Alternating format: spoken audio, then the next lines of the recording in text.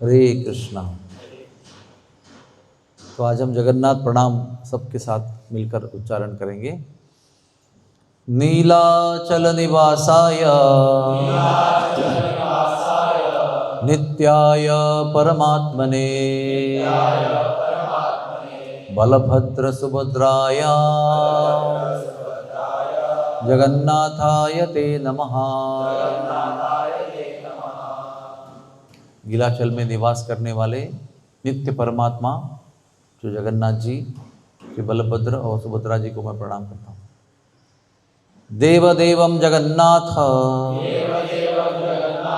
प्रपन्नार्ति विनाशन त्राहि मां पुंडरीकाक्ष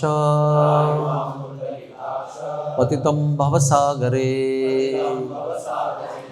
हे देवों के देव जगन्नाथ, हे शरणागत लोगों के आरती यानी कष्टों को निवारण करने वाले, नष्ट करने वाले, मैं इस भव सागर में गिर पड़ा हूँ। हे पुंडरीकाक्ष जगन्नाथ, मेरी रक्षा कीजिए।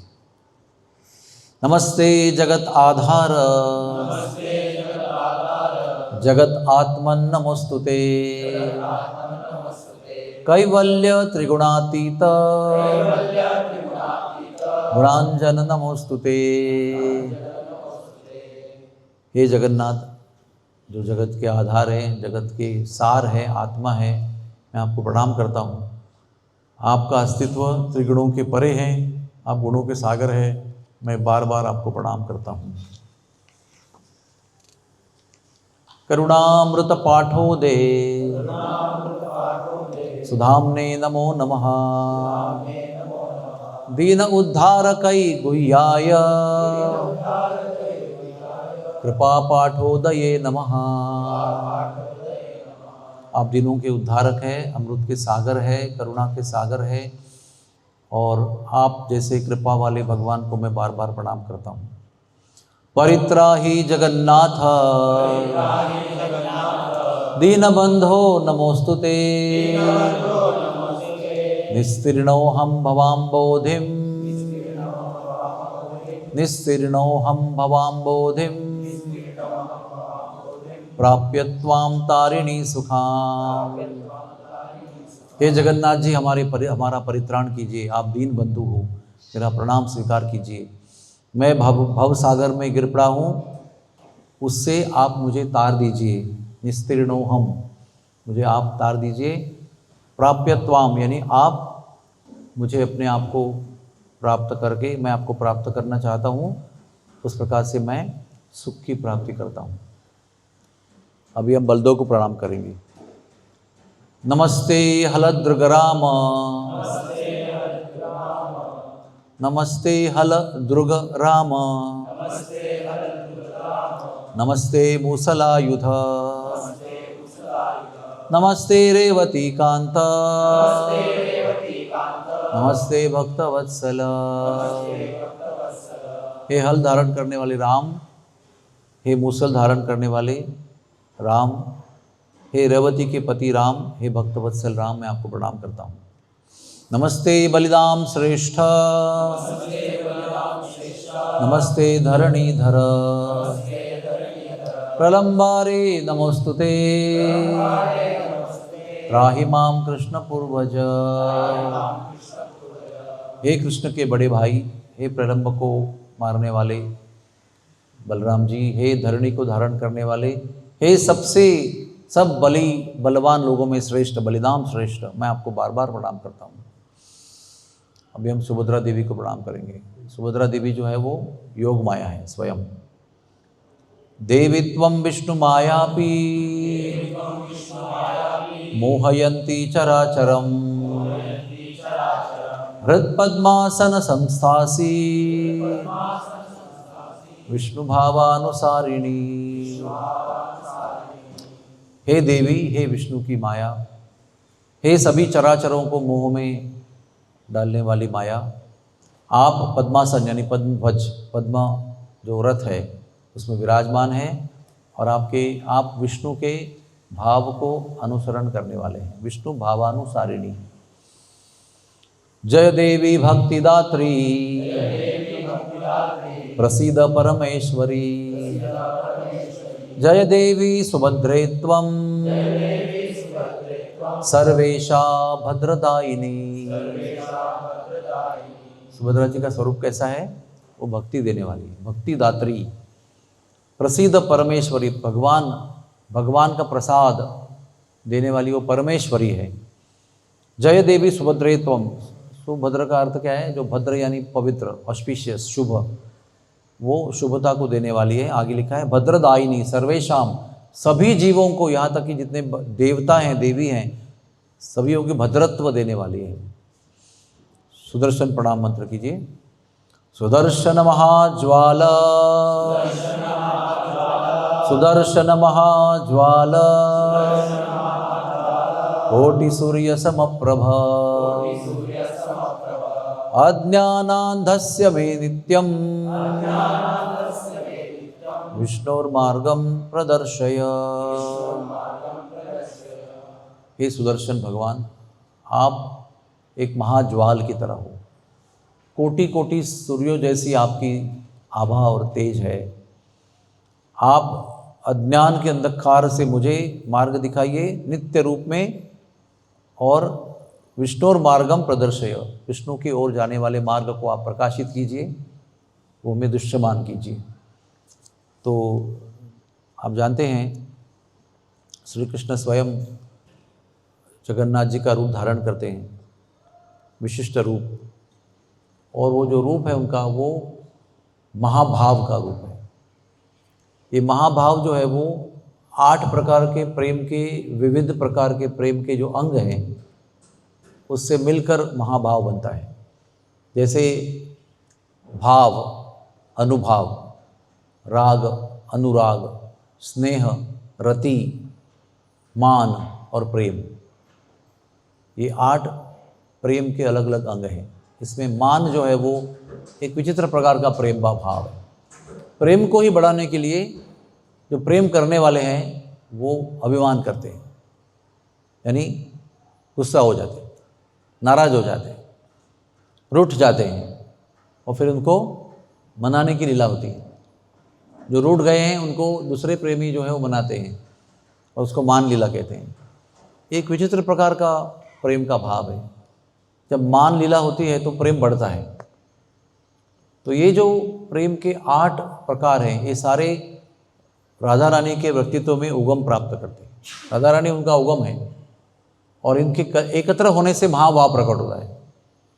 महाभाव बहुत सूक्ष्म वस्तु है, लेकिन वो बाह्य दृष्टि से प्रकट होती है। बड़ी बड़ी आंखें, बड़ी बड़ी मुस्कान, ऐसे हाथ पैर अंदर जाना, जिस प्रकार के शरीर में परिवर्तन होते हैं वो उनका बाह्य परिणाम है।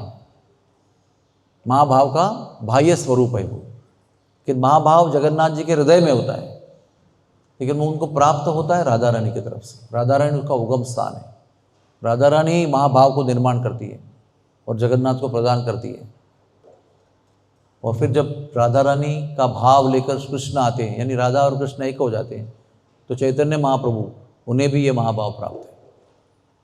अन्य किसी भी व्यक्ति को ये महाभाव प्राप्त नहीं है। ये सच है कि बलदेव और सुभद्रा भी विचित्र अवस्था में हैं, ये भी प्रेम की चरम सीमा में हैं, लेकिन उसको महाभाव नहीं कह सकते। जो जगन्नाथ में आपको दिखाई पड़ता है वो महाभाव है।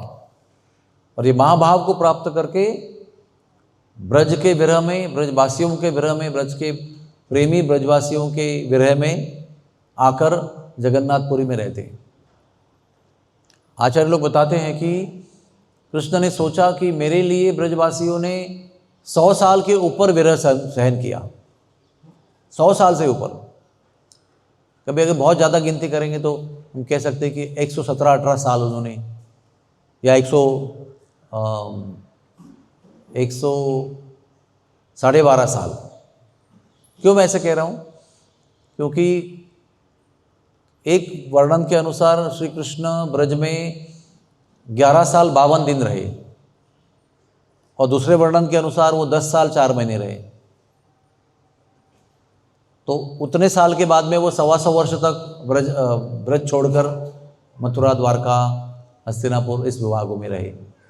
क्योंकि महाभारत का जब युद्ध चल रहा था उनकी 125 साल की उम्र थी, और उसके कुछ ही समय बाद उन्होंने दंतवक्र को मारा, ब्रजवासियों को गोलोक लेके गए, फिर द्वारका चले गए, फिर द्वारका जाकर उन्होंने यादव कुल का नाश किया।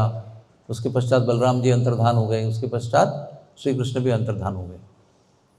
तो हो सकता है अंदाजे 126 साल हो गए होंगे।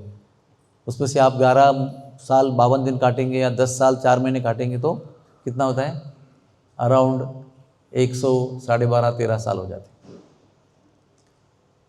तो ऐसा नहीं कि कृष्ण को विरह का अनुभव नहीं हुआ, कृष्ण भी उत्कट विरह में द्वारका में भी रहे। लेकिन कैसा था कि द्वारका में ना काम चालू था, समझ में आता है आपको? राजकपाट, हस्तिनापुर जाना, पांडवों से मिलना, और द्वारका में भी लोग आक्रमण कर रहे हैं, कालियावन आ रहा है, 18वीं बार जरासंध आ रहा है, और बहुत सारी उधर सत्राजीत का कांड हो गया, उसमें वो समंतक मणि का प्रॉब्लम हो गया। फिर उसको अपनी छवि को स्वच्छ रखने के लिए भगवान गए और जाम्बवंत के साथ युद्ध किया, 28 दिन तक समंतक मणि प्राप्त किया, वापस आकर सत्राजीत को लौटा दिया। इस प्रकार से वो बहुत प्रकार के बाह्य कर्मों में, लीला में व्यस्त रहे।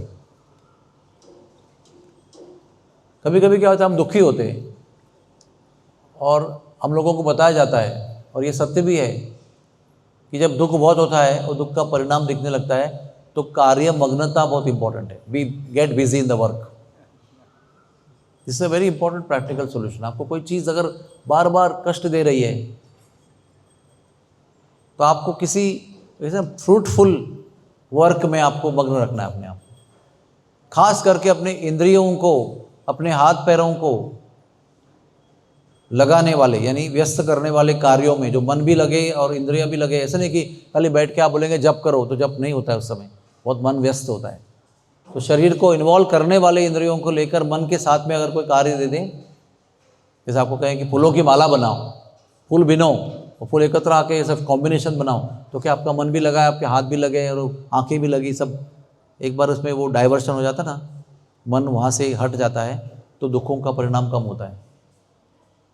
तो जब से ब्रज छोड़े भगवान, तब से तो उनको मन में ब्रज का विरह तो है ही, लेकिन वो व्यस्त भी थे अनेक कार्यों में। लेकिन मन में जो विरह की अग्नि थी वो धधक रही थी। तो वो क्या होता, जब ये शांत हो जाते थे ना सब काम करके, तो रात में उनको अति विरह होता था। तो एक एक महल में एक रानी के साथ में शयन कर रहे हैं, लेकिन फिर भी रात में वो उठते थे, खड़े होते थे बिस्तर पर, और जोर जोर से राधा रानी और सखियों को पुकारते थे। कभी ललिते, कभी विशाखे, इंदुलेखा, सबको पुकारते थे, अलग अलग, धनिष्ठा, शतचंद्रानना। तो सब रानियों को परेशानी होती थी, हमारे पास शयन कर रहे हैं, हम सेवा में कोई कमी नहीं छोड़ते, फिर भी ये इतने व्याकुल क्यों हैं।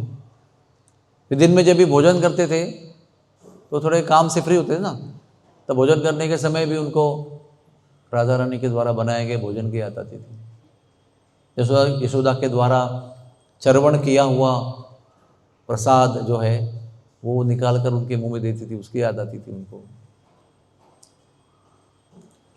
लेकिन उनको लगा कि ये ब्रजवासियों ने जो मेरे विषय में विरह का अनुभव किया, विशेषता से राधा रानी जो विरह का अनुभव किया, वो कुछ विशेष है। और राधा रानी संकोच के कारण अपने विरह का वर्णन नहीं कर सकती, और मुझे वो विरह अनुभव करने की इच्छा है।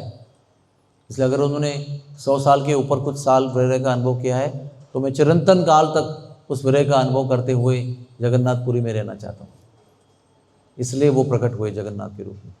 अभी सब विरह करने वाले गौलोक धाम में हैं, है ना, राधा रानी, गोपियाँ, ग्वाल बाल, गाय, सब यशोदा माई, नंद महाराज, सब गौलोक में हैं। लेकिन भगवान यहाँ पर ये ब्रह्मांड के अंत तक, द्वितीय परार्ध में ब्रह्मा जी के जीवन काल के 50 साल तक यहाँ रहेंगे और उसी विरह का अनुभव करेंगे। ये जगन्नाथ की अवस्था है। जगन्नाथ जी बड़े अद्भुत भगवान हैं। बाह्य रूप में ऐश्वर्य है, ऐसे ऐसे कपड़े पहनते हैं, हाँ, शूना वेश देखिए आप, मैंने बताया आपको 1000 किलो के सोने के ऐसे ऐसे ऐसे अलंकार पहनते हैं, क्या कहूँ आपको। फिर वो वामन वेश पहनते हैं, परशुराम वेश धारण करते हैं। अलग अलग उत्सव में उनको ललित वेशधारी कहा गया है। ललित का अर्थ है कि जो अलग अलग प्रकार के वेश धारण करने में आनंद का अनुभव करते हैं, उसको ललित कहते हैं। तो ललित माधव का अर्थ क्या है? वो माधव, लक्ष्मीपति माधव जो बहुत सुंदर सुंदर वस्त्र पहनते हैं, उसको ललित माधव कहते हैं। तो बाह्य रूप से वो इतना श्रेष्ठ ऐश्वर्य संपन्न भोग लेते हैं भोजन के रूप में, इतने सुंदर सुंदर वस्त्र पहनते हैं, लेकिन हृदय के अंदर वो ब्रज भाव में, महाभाव में विरह का अनुभव करते हैं। ऐसा अनोखा कॉम्बिनेशन कृष्ण के किसी भी इनकारनेशन नहीं है। जब कृष्ण वृंदावन में होते हैं तो क्या होते हैं? माधुर्य भाव में होते हैं। बस एक ही प्योर भाव है वहाँ पर, और कोई ऐश्वर्य भाव कभी कभी प्रकट होता है, लेकिन वो एक्सटिंग्विश हो जाता है, बुझ जाता है। लेकिन प्रधान भाव कैसा है? माधुर्य। बाकी तप करेंगे तो ऐश्वर्य भाव प्रकट करेंगे, तप का ऐश्वर्य बद्रीनाथ में, शयन का ऐश्वर्य प्रकट करेंगे श्रीरंगम में, द्वारका में राजपाट करेंगे, वहाँ पर भी ऐश्वर्य दिखाएंगे। लेकिन ऐश्वर्य और तीव्र रूप में माधुर्य, और तीव्र रूप में माधुर्य भी नहीं, माधुर्य के अंदर जो महाविरह है उसका तीव्र अनुभव एक साथ में करते हैं भगवान। तो एक ही साथ में वो ऐश्वर्य और माधुर्य रस का एक कॉम्बिनेशन है। और इसके ऊपर जगन्नाथपुरी विशेष क्यों है? क्योंकि वही कृष्ण जब स्वयं ब्रज और ब्रजवासियों के, गोप गोपियों के विरह में रहते हैं तो वो जगन्नाथ बन जाते हैं। जगन्नाथ ब्रज भाव विधुर ऐसे कहा गया है। लेकिन वही कृष्ण जब राधा रानी के अंतर हृदय के भाव को समझने का प्रयास करते हैं और उनके भाव को ग्रहण करते हैं तो वो चैतन्य महाप्रभु बन जाते हैं। और चैतन्य महाप्रभु भी दो भाव के भगवान हैं। कैसे? अंदर से वो राधा रानी जो विरह का अनुभव कर रही है, कृष्ण का वो अनुभव कर रहे हैं। जगन्नाथ जो स्वयं विरह में है उनके, वो अपने विरह का अनुभव कर रहे हैं। चैतन्य महाप्रभु जो राधा रानी का विरह है उसको अनुभव कर रहे हैं, लेकिन बाहर से औदार्य भाव में है। अंदर से जो उनका प्रेम है, प्रेम रहस्य है गहराई में, वो प्रेम का सार लोगों को देने के लिए हरे कृष्ण महामंत्र को पकड़कर सबको दे देते। जो हरे कृष्ण महामंत्र का जो संकीर्तन आंदोलन है चैतन्य महाप्रभु का, वो श्री चैतन्य महाप्रभु श्री कृष्ण का राधा रानी के और गोपियों के प्रति प्रेम का विरह का जो अनुभव है वो नाम के रूप में प्रकट होकर सब जगत में विस्तारित हो रहा है। जैसे जब पानी उबलता है ना, तो पानी का सार क्या होता है? वाफ, वो ऊपर दिखाई पड़ती है, लेकिन उबाल कहाँ होता है? नीचे होता है। अग्नि कहाँ होती है? नीचे। उसका परिणाम वाफ के रूप में आपको दिखाई पड़ता है। और वाफ जो है वो जलते हुए पानी से भी अधिक ज़्यादा प्रभावशाली होती है। हमारे मेडिकल में भी कहा गया है कि जलते हुए खौलते हुए पानी का जो इंजुरी है उससे कई गुना अधिक इंजुरी जो भाप से होती है, अगर भाप लग गई आप। क्योंकि भाप जो है वो सर्वोत्तम उष्णता है जो जल को भी भाप यानी बाष्प में रूपांतरित कर देता है। तो वैसे ही भगवान चैतन्य महाप्रभु का हृदय जो है वो प्रेम के विरह से जल रहा है, उबल रहा है, और वो जो आँख निकल रही है वो हरे कृष्ण महामंत्र के रूप में हम सबको प्राप्त हो रही है। इसलिए आप इस हरे कृष्ण महामंत्र को साधारण मत समझना। एक तो वो गोलोकेर प्रेम धन है, हाँ, वहाँ का प्रेम धन जो है उसका सार जो है वो हरिनाम संकीर्तन के रूप में यहाँ प्रकट हो गया है। ऐसे कोई जूहू की फैक्ट्री में बनाया हुआ महामंत्र नहीं है, इसी से गौलोक से आया हुआ है। गौलोक के लोग सर्वोच्च प्रेम करते हैं भगवान के ऊपर, वहाँ अन्य कोई भाव नहीं है। निरपेक्ष रूप में सर्वोच्च शुद्ध भक्ति से पूर्ण प्रेम जो है वहाँ प्रकट होता है। और वो सब लोगों का प्रेम का आदान प्रदान का जो सार है वो इन 16 अक्षरों में डालकर हम सब लोगों को दिया गया है। और जगन्नाथपुरी का ये महात्म्य है कि एक तरफ से आनंदित होकर चैतन्य महाप्रभु ने नवद्वीप में वो हरे कृष्ण महामंत्र फैलाया। फिर वो उस महामंत्र को बांटते बांटते 6 साल घूमते रहे दक्षिण भारत में। फिर वो 18 साल जगन्नाथपुरी में रहे, उसमें 6 साल गुंडीचा मार्जन, रथ यात्रा, समुद्र में जाना, ये सब कुछ अनुभव करते रहे, हरिदास ठाकुर का तिरोभाव। लेकिन आखिरी 12 साल जो है वो केवल उत्कट और उत्कटोत्तम रूप से राधा रानी के ही एक्सक्लूसिव भाव से संबंधित अनुभव करते रहे। बाहर नहीं निकले, वो बाहर निकले भी लेकिन एकांत में निकले, विचित्र रूप में निकले। हाँ, ऐसे पंपकिन जैसे होते थे, कभी ऐसे 50 मीटर के धागे की तरह होते थे और लॉक के होल से निकल जाते थे और जगन्नाथ के मंदिर के बाहर मिलते थे। कभी समुद्र में मछुआरे की जाली में मिलते थे। तो ये जगन्नाथपुरी का वैशिष्ट्य है। क्या सार रूप में वैशिष्ट्य है? माधुर्य भी है, ऐश्वर्य भी है और औदार्य भी है। चैतन्य महाप्रभु के रूप में औदार्य और माधुर्य, जगन्नाथ के रूप में ऐश्वर्य और माधुर्य। तो ये तीन जो प्रधान भक्ति के भाव हैं वो एक साथ इस पुरी में विराजमान है और इसी को हमको आस्वादन करना चाहिए। जगन्नाथपुर में जाना तो बहुत आनंद है। वहाँ पर देखो वातावरण में आनंद जो है ना वो भगवान के धाम में होता है। वातावरण का मतलब कि आप वहाँ प्रवेश करेंगे ना तो आपको आनंद का अनुभूति होगी। जैसे होली के समय ब्रज में जाएंगे तो आपको ऐसे उतरते ही आनंद का अनुभूति होगी, क्योंकि पूरा वातावरण उस दिव्य आनंद से भरा रहता है। वो ऐसा दिव्य आनंद केवल धाम में होता है। तो वो तो आनंद बाह्य रूप से हमको स्वीकार करना ही है, लेकिन ये धाम का जो भाव रूप का सार है उसको आचार्यों की कृपा से हमको ग्रहण करना चाहिए। तब जाकर हमें थोड़ा अनुभव आएगा कि जगन्नाथ जी यहाँ पर क्या अनुभव कर रहे हैं, चैतन्य महाप्रभु क्या अनुभव कर रहे हैं, गुंडीचा में लोग क्या अनुभव कर रहे हैं, नीलाचल में लोग क्या अनुभव कर रहे हैं। और जगन्नाथ के जो पंडा लोग हैं, जो जगन्नाथपुरी के निवासी हैं, वो जो स्वीकार करते हैं, अनुभव करते हैं, वो हम कभी समझ नहीं सकते। जैसे वृंदावन में ब्रजवासी लोग वहाँ जन्म लेकर जो अनुभव करते हैं, हम लोग कितना भी उनसे फ्रेंडशिप करेंगे तो थोड़ा थोड़ा ही समझ में आएगा। पूरा उनको जो पता है वो समझ में नहीं आएगा, किस भाव से वो जीते हैं। इसलिए एक होती है भक्ति, एक होती है शुद्ध भक्ति और एक होती है ब्रज भक्ति। ब्रज भक्ति जो शुद्ध भक्ति है, लेकिन ब्रज भक्ति एक अलग प्रकार की भक्ति है। एक सिंपल बात बताता हूँ, बाकी सारी भक्ति में हम भगवान को भगवान मांगते हैं, उनसे कुछ मांगते रहते हैं। ब्रज भक्ति में एकदम उल्टा होता है, वो भगवान को भगवान मानते नहीं है और भगवान से कुछ कभी मांगते नहीं, भगवान को देते रहते केवल। मैंने आपको एक मोटा मोटा फर्क बताया है ना, साधारण शुद्ध भक्ति और ब्रज भक्ति में क्या अंतर है। उधर ब्रज भक्ति वाले लोग जो होते हैं ना, वो बोलते बाहर मंदिर में हमारी लालच से कुछ मांगना नहीं। एक तो वो बालक मानते भगवान को, बालक से कुछ मांगते हैं क्या हम लोग? अरे खाना दो, पानी दो, ऐसे कुछ मांगते हैं?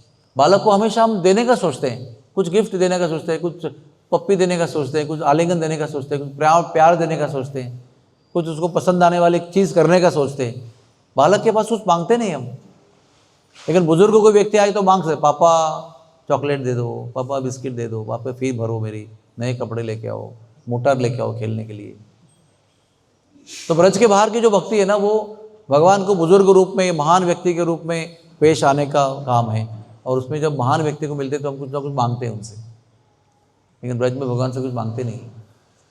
तो जब ये भगवान से मांगने की प्रवृत्ति समाप्त होती है, नष्ट हो जाती है, वहाँ से आशा है कि ब्रज भक्ति की शुरुआत हो सकती है। जब तक मांगने की प्रवृत्ति है भगवान से, तब तक ब्रज भक्ति नहीं हो सकती है। और एक बार परमानेंट जब आपने एक दिन में 2 घंटा सोचा कि कुछ नहीं मांगेंगे, फिर 10 घंटा फिर मांगेंगे, नहीं, निरंतर जब मांगने की प्रवृत्ति नष्ट हो जाएगी, निरंतर कुछ मांगना ही नहीं है, रक्षिष्यति इति विश्वास हो, ऐसा विश्वास है कि जरूरत ही नहीं मांगने की, कि मेरी रक्षा करो, त्राही माम त्राही माम। अच्छा है, माया की गोद में रहने के बदले में भगवान को त्राही माम करना अच्छा है, लेकिन वही चरम स्थिति नहीं है। चरम स्थिति वो है जिसमें हम भगवान से रक्षा की मांग भी नहीं करते। देखो प्रहलाद का चरित्र आप पढ़ो 7वें स्कंद में, किधर भी देखिए आप, प्रहलाद ने प्रार्थना भी की है, लेकिन किधर भी ऐसा बोला है क्या, रक्षा करो, त्राही माम त्राही माम। इसीलिए प्रहलाद के चरित्र को श्रीमद् भागवत में सर्वश्रेष्ठ भक्त चरित्र माना है, क्योंकि उसने कभी भी कोई याचना नहीं की भगवान से। उल्टा भगवान सॉरी बोल रहे हैं उसको कि आपने मेरे लिए इतना कष्ट सहन किया। तो ये जो स्थितियाँ हैं ना, ये ब्रज भक्ति की स्थिति जो है, इससे भगवान लालायित रहते हैं और भगवान फिर भक्तों को देने के लिए लालायित रहते हैं। जो मांगते नहीं ना, उनको भगवान देने के लिए और ज़्यादा प्रवृत्त हो जाते हैं। जब आप कुछ मांग रहे हो और मैंने आपको दे दिया तो आप भी शांत, मैं भी शांत। लेकिन आप कुछ भी नहीं मांग रहे हो और मैं देना चाहता हूँ और आप फिर भी मांग नहीं रहे हो, फिर भी नहीं ले रहे हो, मना कर रहे हो, तो देने वाला एकदम व्याकुल हो जाता है कि इसको देना ही है, उदाहरण क्या है उसका? श्रीधर कोलवेचा।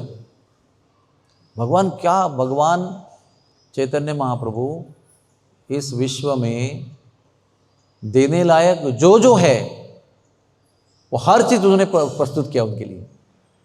भौतिक भोग से लेकर, गौलोकवास से लेकर, शुद्ध भक्ति से लेकर, सिद्धि से लेकर, हर चीज जो आप प्राप्त कर सकते हो, चाह सकते हो, आपकी चाहत के दायरे में जो भी आ सकता है, वो सब कुछ चैतन्य महाप्रभु ने उनको प्रदान किया कि ले लो। और हर बार कहा नो, मैं नहीं लूंगा। तो भगवान बड़े परेशान हो गए।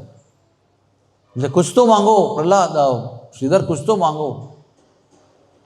प्रहलाद को भी भगवान ने ऐसे ही बोला, कुछ तो मांगो।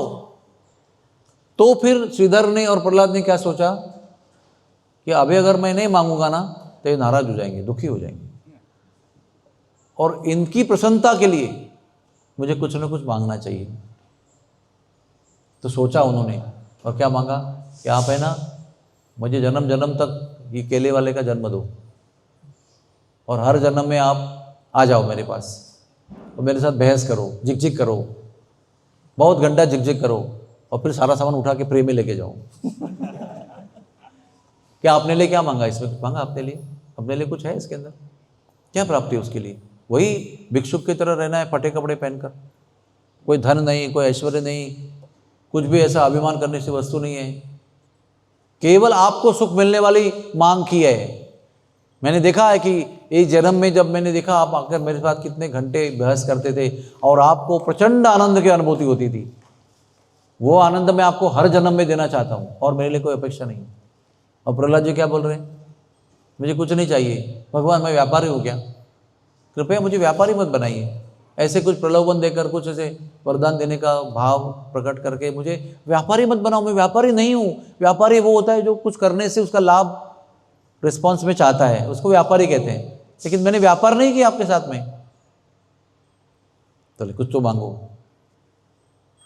तो बोले ये मेरे पिताजी है ना, ये बहुत पापी है, इनका उद्धार कैसे होगा? इनको आप तार दीजिए। तो भगवान बड़े होशियार, भगवान कहते कि अरे आप खुद आप हो ना, प्रहलाद हो ना आप, इसलिए उनको तो मैंने पहले तार दिया है, और कुछ मांगो आप। ये तो मैंने ऑलरेडी दे चुके हैं आपको पता नहीं है उसके बारे में। और आप पिताजी की बात कर रहे हो, आने वाले 10 पीढ़ी भी और पीछे वाले 10 पीढ़ी भी, 21 पीढ़ियों को ऑलरेडी मैं तार चुका हूँ, और कुछ मांगो प्रहलाद। तो तब जाके प्रहलाद ने बोला कि मुझे ना वैष्णव अपराध से बहुत डर लगता है, मेरे हाथ से वैष्णव अपराध ना हो, इतना आप जरा देखो। क्या चेतना है, देखो आप।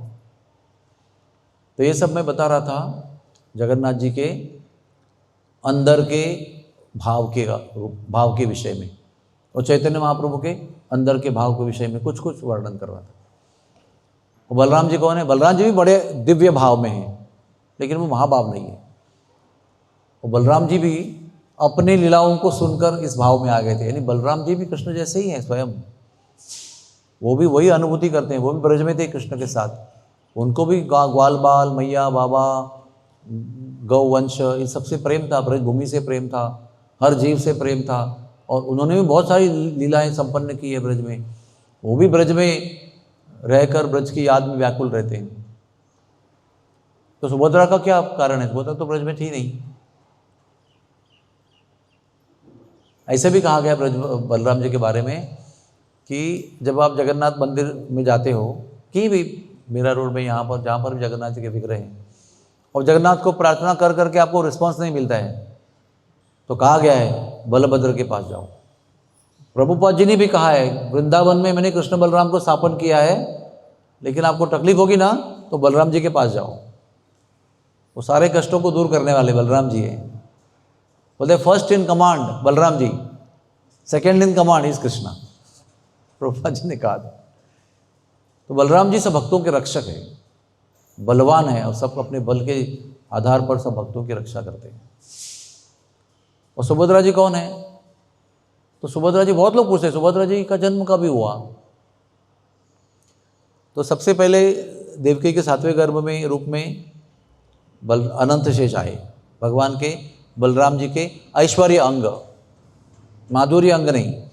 और भगवान का जो माधुर्य अंग है वो रोहिणी के गर्भ में पहले से ही विराजमान हो गए थे।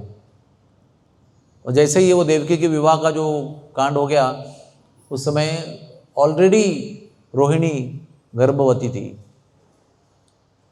तो वसुदेव ने अपने दूसरे, यानी रोहिणी दूसरी पत्नी, उनकी बहुत सारी पत्नी हैं, तो अपने पहले पत्नी को गर्भवती अवस्था में चुपचाप नंदगांव गोकुल भेज दिया, क्योंकि उनके मित्र जो है, तो उनकी परम मैत्री थी उनके साथ और श्रद्धा थी कि ये मेरी रक्षा करेंगे, मेरी पत्नी की। तो उनको भेज दिया गर्भवती अवस्था में, बहुत पहले। उसी दिन जब रोहिणी गर्भवती होकर गोकुल में प्रवेश की, उसी दिन पूर्णमासी देवी मधुमंगल को लेकर गोकुल में आई। उसका तेज देखकर दोनों का नंद महाराज ने गोकुल में उनके लिए आश्रम बनाया, पूर्णमासी पुरोहितानी आश्रम। फिर नंदगांव शिफ्ट हो गए तो वहाँ पर भी बनाया पूर्णमासी पुरोहितानी आश्रम, जो 2 मील के किनारे में है, 2 मील वन के अंदर है, सरोवर के किनारे। एनीवेज, उसके बाद में ये माधुर्य स्वरूप स्थिर हो गए रोहिणी के गर्भ में और वो ब्रज में आ गई। नेचुरली जब ब्रज भाव में भगवान बलराम जी है तो उनको ब्रज में आके विराजमान होना था। फिर अनंत शेष उनका जो ऐश्वर्य अंग है बलराम जी के व्यक्तित्व का, वो आ गया देवकी के गर्भ में। फिर योग माया को कहकर वो जो ऐश्वर्य अंग है उसको देवकी के गर्भ से ट्रांसफर किया गया रोहिणी के गर्भ में दिव्य तरीके से। तो जो माधुर्य स्वरूप है उसमें बलराम जी का ऐश्वर्य स्वरूप एक हो गया और अभी एक ही गर्भ रहा उनके गर्भ पेट के अंदर और जन्म लिए बलराम जी। ऐश्वर्य अंग छुपा हुआ है, माधुर्य अंग प्रकट है। तो माधुर्य अंग से उन्होंने पूरा लीला किया, जितना भी साल कृष्ण रहे, बलराम भी रहे, और जब निकल गए तो वो भी विरह में आ गए, उनको भी याद आती थी ब्रज की। उसके बाद में 2 कहानियाँ उसकी, हाँ, कृष्ण जन्म की, तो विस्तार रूप में जन्माष्टमी को समझाएंगे, लेकिन संक्षेप में कृष्ण का जो ऐश्वर्य स्वरूप है, जो षडैश्वर्य पूर्ण कृष्ण है, बाह्य रूप से वो सभी ऐश्वर्यों के स्वामी हैं, वो देवकी नंदन के रूप में देवकी के गर्भ में प्रवेश की। और साथ साथ कार्तिक पूर्णिमा के दिन यशोदा एक अलग यज्ञ के माध्यम से गर्भवती हुई, जिसमें माधुर्य कृष्ण, ब्रज कृष्ण, ब्रजेश कृष्ण जो है उनके गर्भ में प्रवेश किए। 18,000 गोपाल मंत्र से यज्ञ किया गया, 18 करोड़ आहुतियां अर्पण की गई गोपाल मंत्र के द्वारा, और उसके फलस्वरूप कार्तिक पूर्णिमा के दिन यशोदा देवी गर्भवती हुई। वो नील तेज प्रकट हुआ यज्ञ से, आकाश में गया, बालक रूप धारण किया, नंद बाबा के हृदय में प्रवेश किया, यशोदा के हृदय में प्रवेश किया, फिर यशोदा के गर्भ में प्रवेश करके यशोदा गर्भवती हुई। उसी समय योग माया भी प्रवेश की, योग माया ने प्रवेश किया यशोदा के गर्भ में, इसलिए यशोदा के गर्भ में ट्विन प्रेगनेंसी थी। और यहाँ पर ऐश्वर्य कृष्ण जो है वो देवकी के गर्भ में है। उनका जन्म हुआ तो उसका प्रमाण क्या है, वो 4 भुजा वाले रूप में प्रकट हुए, यानी वो ऐश्वर्य है ना, वो यशोदा के पास 4 भुजा वाले कृष्ण जन्म नहीं लिए, 2 भुजा वाले छोटे बालक जन्म लिए। देवकी के सामने पूर्ण विकसित पुरुष, महापुरुष, 4 भुजा में 4 वस्तु धारण किए हुए, पूरे ऐश्वर्य के साथ, पूरे अलंकार के साथ, पूरे लंबे घने बहते हुए बालों के साथ, केशों के साथ प्रकट हुए, और बताया भी कि मैं भगवान हूँ। यशोदा को कभी कृष्ण ने बताया कि मैं भगवान हूँ, या प्रकट किया अपने स्वरूप को? कभी कुछ कुछ बार प्रकट किया, लेकिन 2 मिनट में वो भ्रमित होके खत्म हो गया। वो ऐश्वर्य उनका टिक नहीं पाया ब्रज में। लेकिन यहाँ पर बहुत लंबा संवाद चल रहा है। फिर माता ने बोला, अरे थोड़ा सा बालक रूप में आ जाओ, डर लग रहा है बहुत।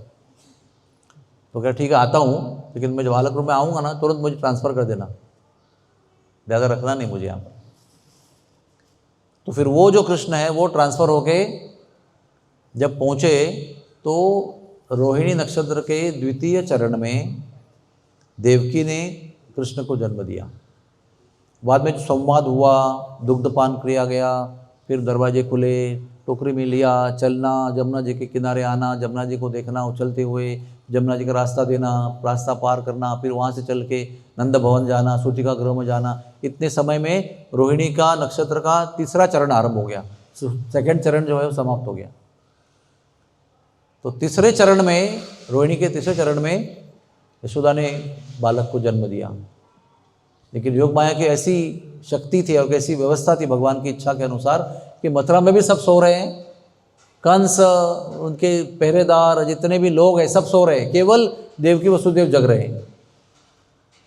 और जब यहाँ पहुँचे तो केवल वसुदेव जग रहे हैं, बाकी यशोदा देवी, रोहिणी देवी, नंद महाराज, नंदिनी, नंद महाराज की बहन, गोपियाँ, सूतिका गृह में पड़ी हुई सभी गोपियाँ, सभी लोग सो गए। यहाँ तक कि प्रसूति करने के बाद, डिलीवरी के बाद में यशोदा को ये समझा भी नहीं कि मैंने एक बालक को जन्म दिया कि दो बालक को जन्म दिया। इतनी ग्लानि हो गई तो वो तुरंत सो गई। उनको पता ही नहीं कि दो बालक को जन्म दिया है, ये भी पता नहीं कि कोई लड़का है, लड़की है, दो लड़के हैं, दो लड़कियाँ, कुछ पता नहीं। ये सारी भगवान की व्यवस्था है। तो वसुदेव जब वहाँ पहुँचे तो वसुदेव को कहा गया था कि मुझे वहाँ रखो आप।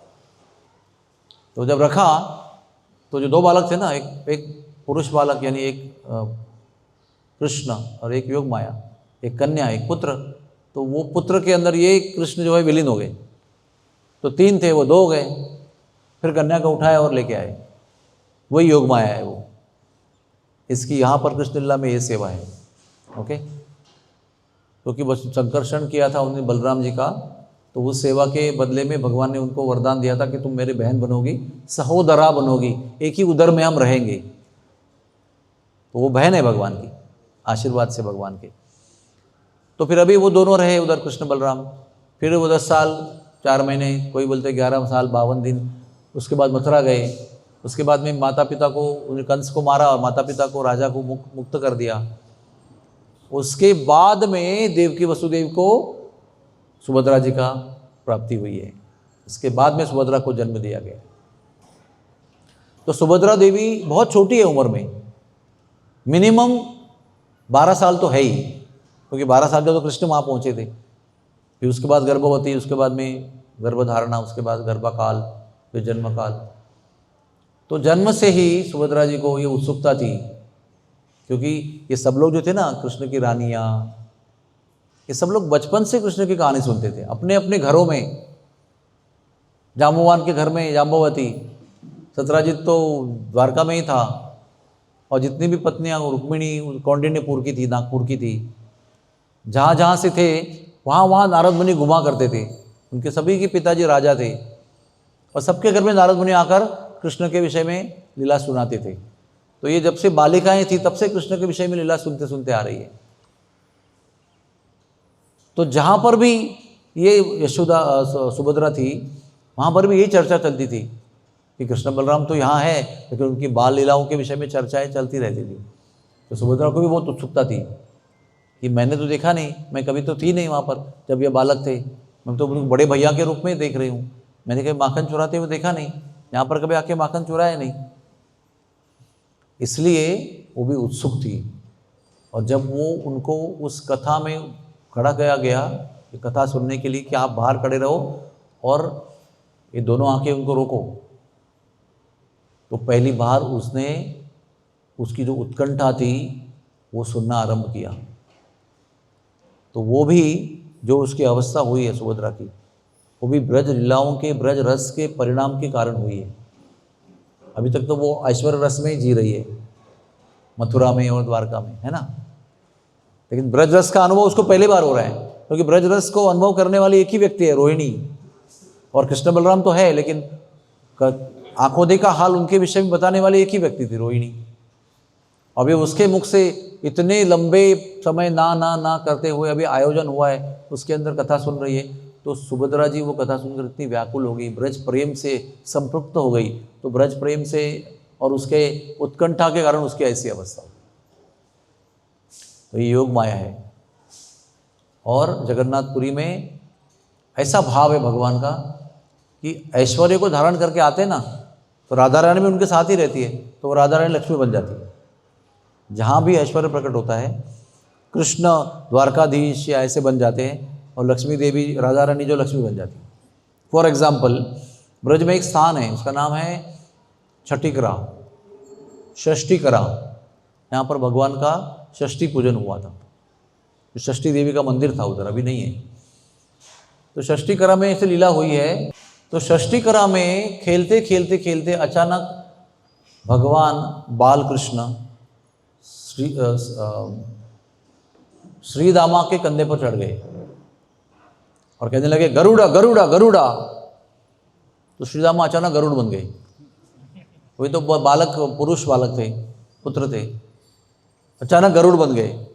पूरे गरुड़, ऐसा नहीं कि चेहरा व्यक्ति का, शरीर गरुड़ का, ऐसा नहीं, पूरे गरुड़ बन गए जैसे भगवान चढ़ गए। और भगवान जैसे उस पर चढ़ गए तो भगवान 12 भुजा वाले विष्णु बन गए।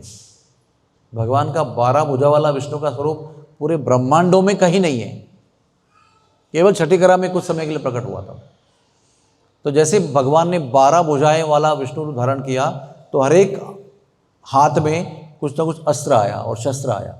किसी में तलवार है, किसी में ढाल है, किसी में धनुष्य है, किसी में बाण है, किसी में पद्म है, शंख है, चक्र है, गदा है और कुछ कुछ है। ऐसे 12 भुजा वालों जब ऐश्वर्य भाव प्रकट हो गया तो वहाँ द्वारका प्रकट हो गई उस क्षेत्र में। और वहाँ पर राधा रानी गोपियाँ भी खेल रही थी। तो ये भगवान का अद्भुत स्वरूप देखा तो अचानक जो राधा रानी है वो लक्ष्मी स्वरूपा हो गई। और ये गरुड़ पर बैठे हुए 12 भुजा वाले कृष्ण के यानी विष्णु के चरणों के पास रुक्मिणी और सत्यभामा प्रकट हो गई।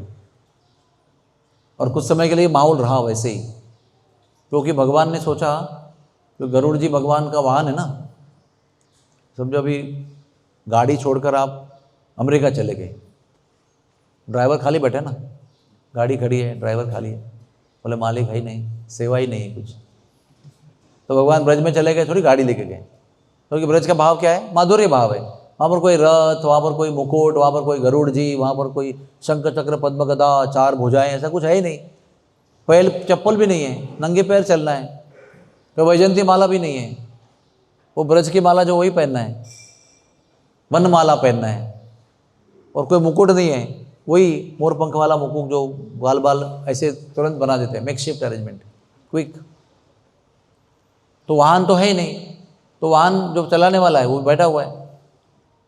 तो वो गरुड़ की बहुत इच्छा थी कि अरे भगवान की लीला में मेरे को सहभाग नहीं है। राम की लीला में भी कुछ सहभाग नहीं था, कृष्ण लीला भी नहीं है। तो भगवान ने बुला लिया उनको, इस रूप में उनको प्रवेश दिया लीला में। और जब ही रावण के द्वारा नागपाश हुआ तभी भी गरुड़ जी को भगवान ने प्रवेश दिया। तो कहने का तात्पर्य क्या है कि इस जगह में इसका प्रमाण है कि जैसे भगवान ने कुछ समय के लिए ऐश्वर्य भाव प्रकट किया, तुरंत रुक्मिणी सत्यभामा प्रकट हुए, जो द्वारका के ऐश्वर्य भाव के लीला में प्रकट होते हैं। और जहाँ पर की जो राधा रानी जो माधुर्य वाली है वो तुरंत लक्ष्मी ऐश्वर्य वाली बन गई। तो ये योग माया अभी सुभद्रा के रूप में प्रकाशमान। और जगन्नाथपुरी में राधा रानी लक्ष्मी का रूप धारण किए हुए, उन्होंने भी ऐश्वर्य स्वीकार किया है और भगवान को भोजन करने में किचन में लगी हुई है। तो भगवान वहाँ पर लक्ष्मी के साथ दर्शन नहीं देते हैं, लक्ष्मी नारायण के रूप में खड़े नहीं है। वो एक ही स्थान है पूरे विश्व में, वो भाई बहन को लेके खड़े हैं, बीच में सुभद्रा और बाजू में भाई। और जगन्नाथपुरी के जो पंडित हैं वो कहते हैं कि भगवान वहाँ पर स्त्री शक्ति का आदर कैसे करना चाहिए वो सिखाते हैं।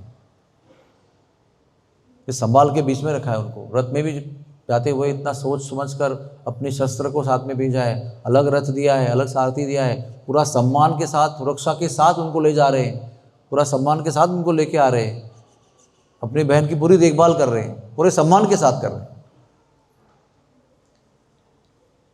तो इस प्रकार से ये हमने अभी सोचा कि ये 5 मंत्र जगन्नाथ के, 2 मंत्र बलदेव के, 1 मंत्र सुभद्रा के और 1 सुदर्शन का किया। तो सुदर्शन कौन है?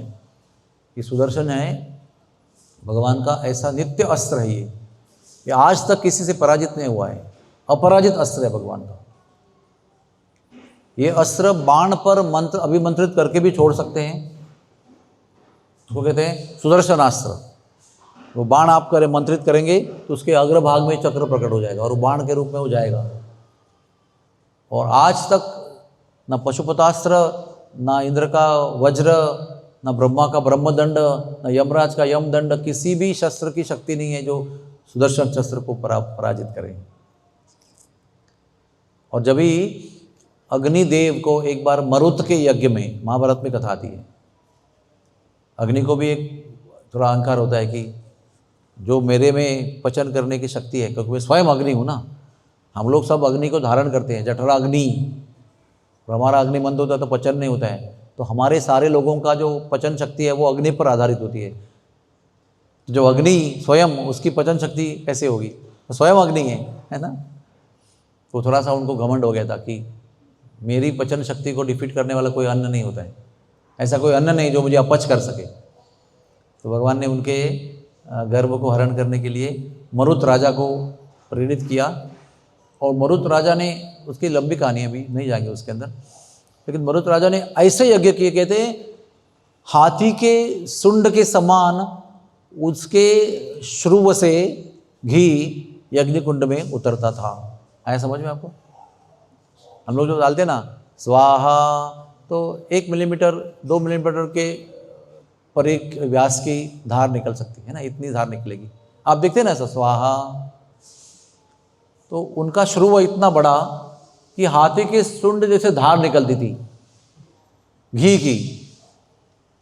और उसने ना अनंत यज्ञ किए, ऐसे एक यज्ञ खत्म होते ही दूसरा यज्ञ। क्यों? अरे ये यज्ञ में मैंने केवल 1000 स्वर्ण की मुद्राएं ब्राह्मणों को दी, अभी अगले यज्ञ में सब ब्राह्मणों को मैं 10,000 स्वर्ण मुद्रा दूंगा। ऐसा करके दूसरा यज्ञ चालू करते।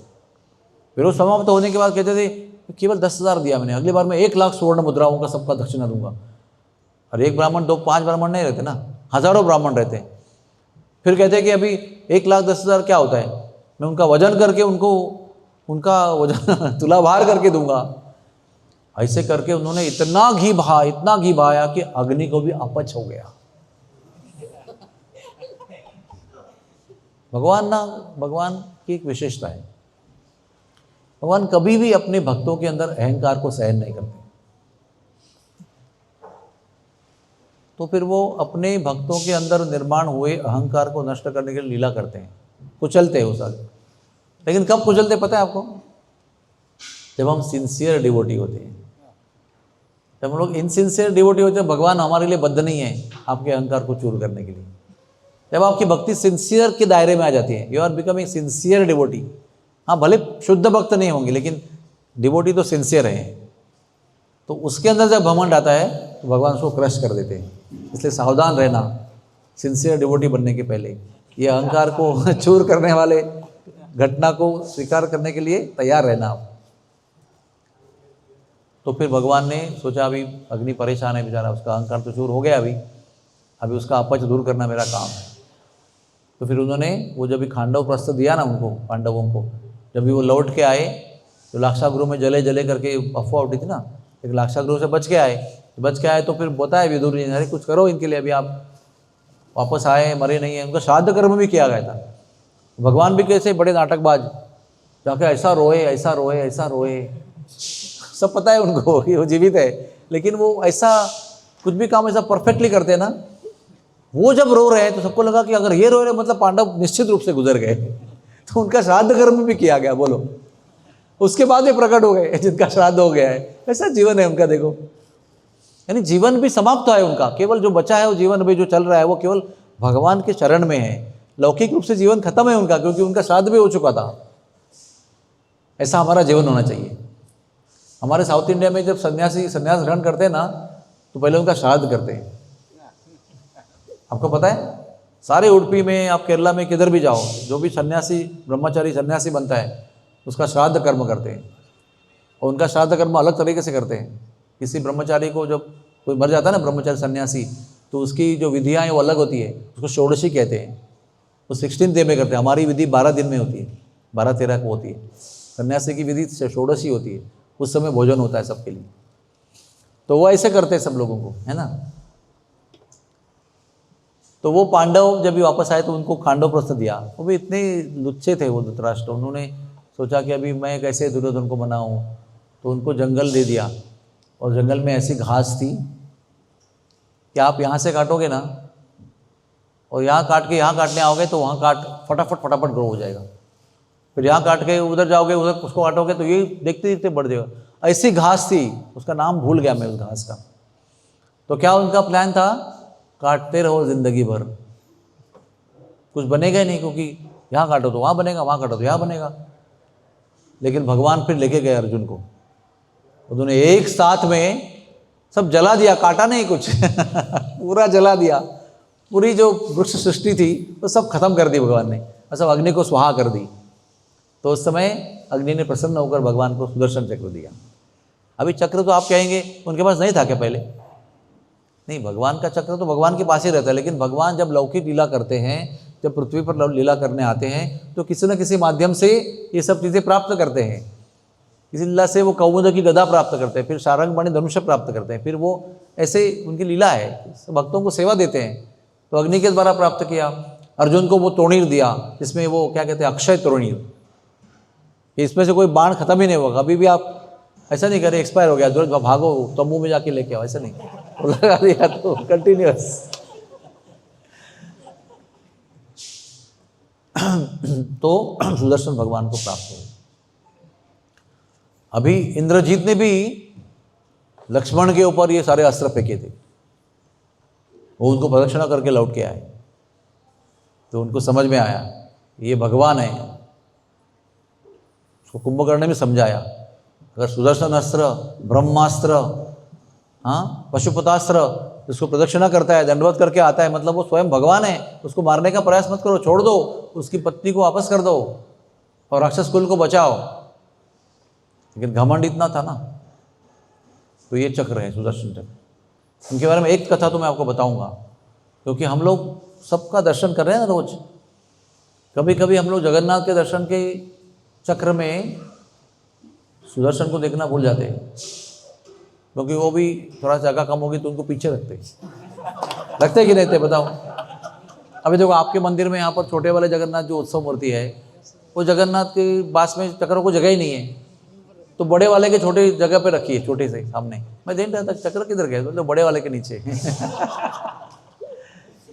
और कई जगह पे घर पे देखता हूँ मैं, उतने छोटे होते कि वो कहाँ रखे हो दिखाए, एक फूल अर्पण किया ना तो फूल के अंदर छुप जाते हो।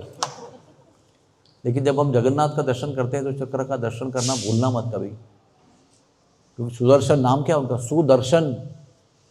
उनका दर्शन करने से सारी अशुभता नष्ट होती है, नाम ही सुदर्शन है उनका। है अस्त्र के रूप में सबका नाश करने वाले, लेकिन उसका लौकिक दृष्टि से वो स्वभाव है उनका सब नष्ट करने का, लेकिन अलौकिक दृष्टि से, दिव्य दृष्टि से स्वभाव क्या है, जो देखेगा उनको शुभता प्राप्त करेगा। लेकिन फिर भी भगवान है ना, वो हमेशा लीला करते रहते हैं और लीला में लोगों को बताते रहते हैं कि आप कुछ भी होगे ना, जब आपको भौतिक चीज़ें श्रेष्ठ मात्रा में प्राप्त होती हैं तो अहंकार तो होता ही है। तो चक्र को भी हो गया, उनको लगा अरे मैं तो ऐसा अस्त्र हूँ जो मुझे कोई परास्त नहीं कर सकता है। मेरे सामने ना ब्रह्मास्त्र टिकता है, ना इंद्र का वज्र टिकता है, ना शंकर का पशुपतास्त्र टिकता है। हाँ, हर एक देवता के अपने में महान अस्त्र होते हैं जो इनडिफिटेबल होते हैं, लेकिन इसके लिए कोई डिफीट नहीं है। तो भगवान को समझ में आया। तो कई कथाएं हैं उनकी, एक कथा बता रहा हूँ। तो भगवान जगन्नाथपुरी में हैं और भगवान के राइट साइड में चक्र विराजमान है हमेशा। तो चक्र को वो भी घमंड है कि भगवान के राइट में रहता हूँ, मैं right hand man of Krishna. तो भगवान ने कहा जाओ जगन्नाथ के बाहर, पुरी के बाहर जो जंगल है पुरुषोत्तम क्षेत्र के बाहर, उसमें मेरा परम भक्त आया हुआ है।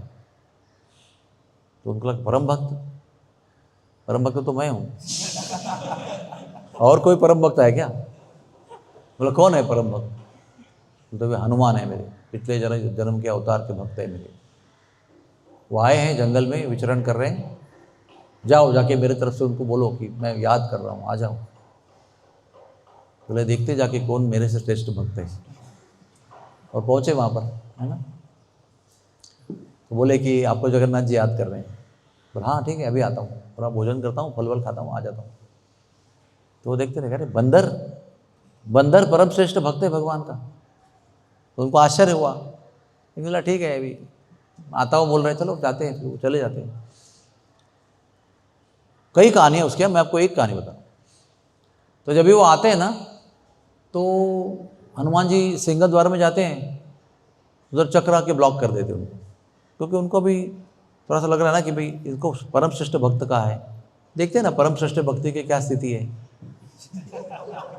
तो सिंह द्वार में आके उधर रोक देते हैं। फिर वो जाते हैं अश्व द्वार में, है ना। आपको जानते हैं जगन्नाथ मंदिर में 4 द्वार हैं, अश्वद्वार, एक घोड़े का द्वार है, वहाँ जाके रोक देते हैं। फिर जाते गजद्वार में, वहाँ पर भी जाकर रोक देते हैं। फिर और कौन सा द्वार बाकी है बताओ? व्याघ्र द्वार। पहले यहाँ पर सिंह द्वार, व्याघ्र द्वार, गजद्वार, अश्वद्वार, ऐसे उसका सीक्वेंस है। तो सारे द्वार पर रोक देते हैं, चारों द्वार पर, अभी गेट ही नहीं अंदर जाने के लिए। तो भगवान को हनुमान जी पुकारते, हे भगवान आप तो मुझे याद कर रहे हैं, लेकिन कोई चक्र नाम के व्यक्ति मुझे बार बार रोक रहे हैं। जैसे ही अभी हनुमान जी के पास में परम अनंत बल है, वो चाहते तो चक्र को भी परास्त कर सकते थे, लेकिन वहाँ पर वो युद्ध करने नहीं आए हैं।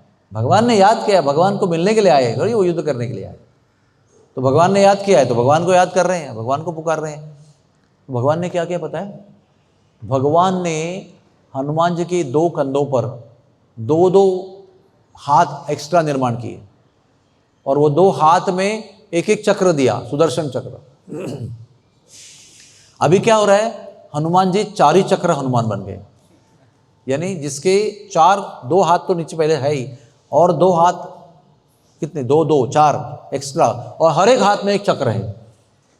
और चक्र का इतना प्रचंड तेज होता है, तो वो 4 चक्र धारण करके जब भी आए तो एक चक्र वापस रोकने के लिए आया, वो निस्तेज लगने लगा। आप सोच सकते हैं, अब ये लाइट लगी यहाँ पर, इसकी 4 गुना लाइट आ गई तो ये लगेगा अंधेरा है, ऐसा लगेगा आपको। तो वैसे 4 चक्र लेकर जब भी हनुमान आए, 4 ही चक्र हनुमान, तो हनुमान जी के सामने ये 4 चक्र वाले वो चक्र जो है वो निस्तेज हो गए। एकदम उसका ऐसे घमंड उतर गया पूरा, अरे ये तो साधारण भक्त नहीं है, ये तो मैं एक हूँ, वो 4 है। और उसको लेकर फिर अंदर प्रवेश किया। वो जाते ही, आप जानते हैं ना, जब आपको तकलीफ होती है तो आप पहले जाके तकलीफ बोलेंगे ना।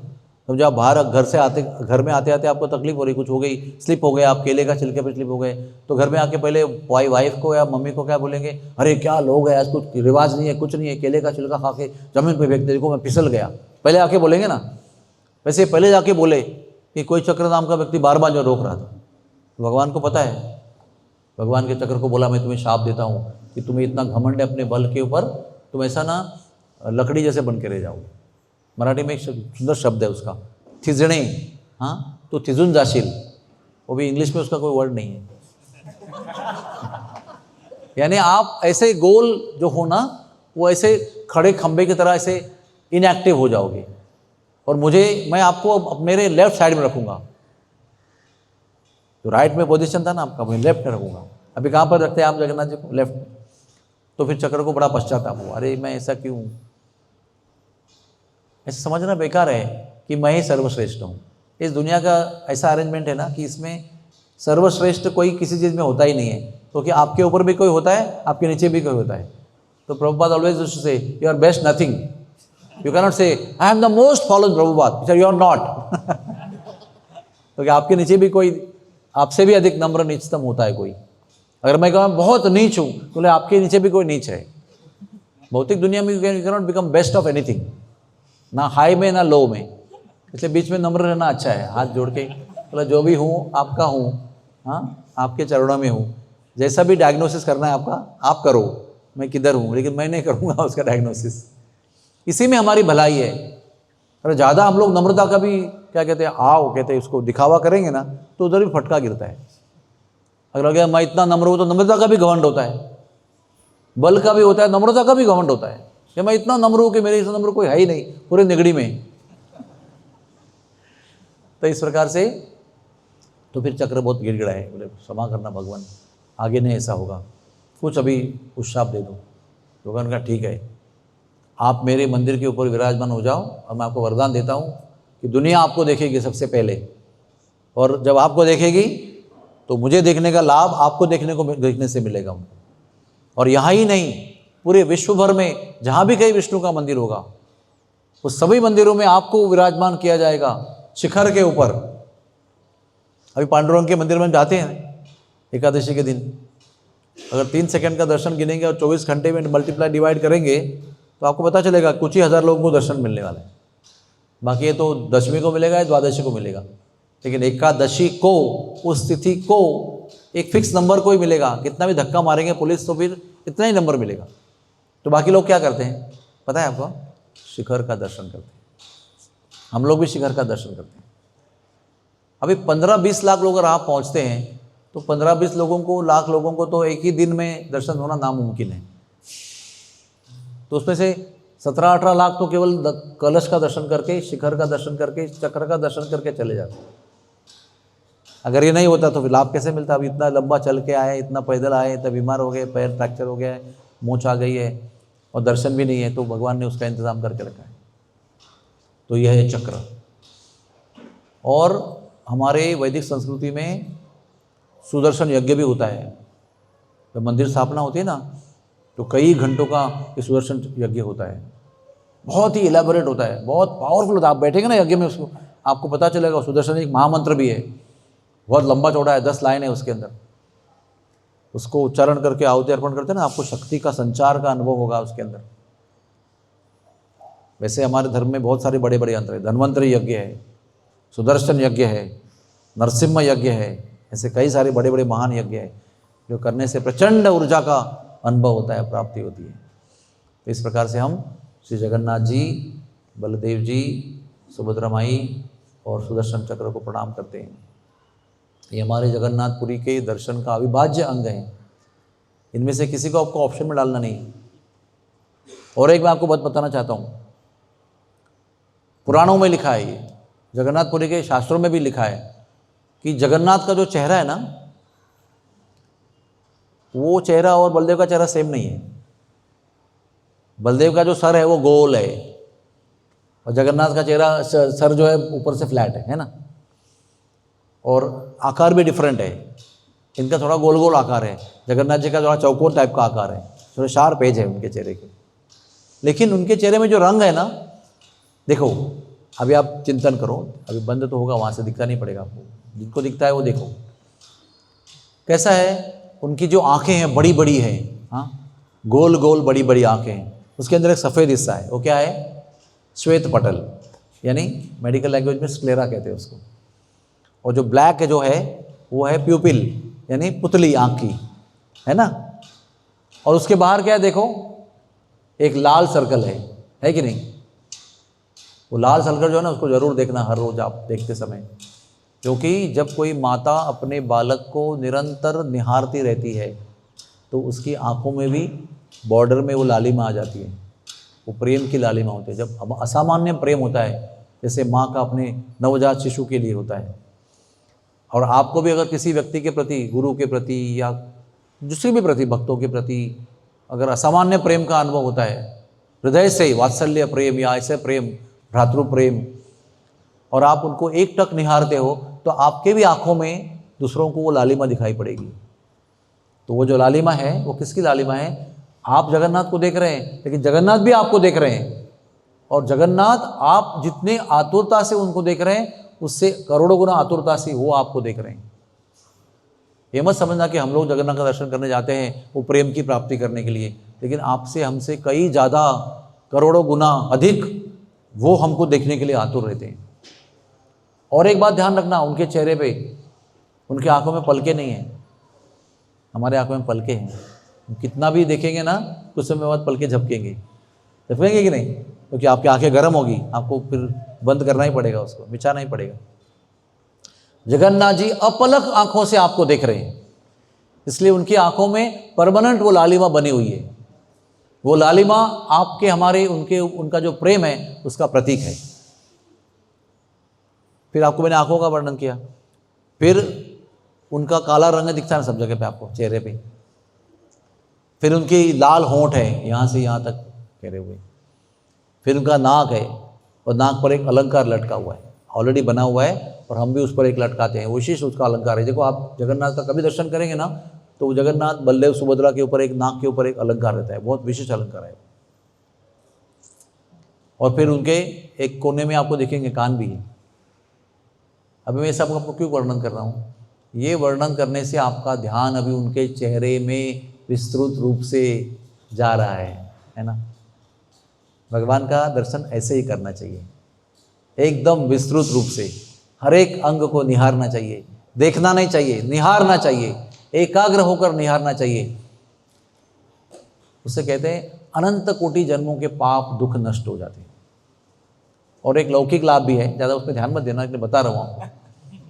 हम सब लोग जो भौतिक दुनिया में जो है ना, वो नवग्रह से परेशान रहते हैं।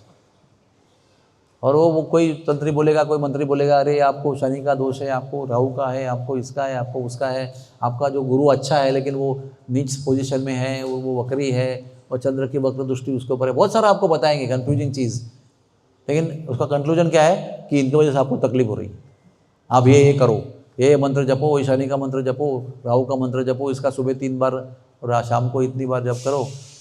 कभी कभी लगता है कि 16 माला जप करें कि इनका ही जप करते हैं,